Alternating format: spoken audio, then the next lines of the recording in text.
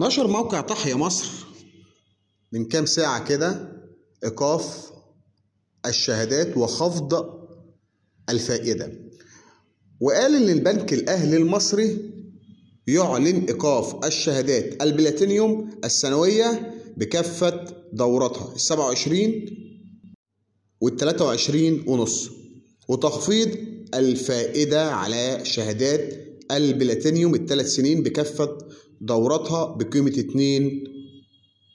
2%، ويتم إيقاف الشهادات وخفض الفائدة اعتبارا من يوم الأحد القادم 27/4/2025، وذلك من خلال جميع فروع البنك وكافة التطبيقات الإلكترونية. وتم تغيير العائد على الشهادات البلاتينيوم ذات العائد المتغير بقيمة، هتبصوا عليها حضراتكم هتلاقوا كل ده مكتوب، الخاص بالفايدة أو خفض القيمة الخاصة بالفائدة. خالص الشكر وعظيم التقدير.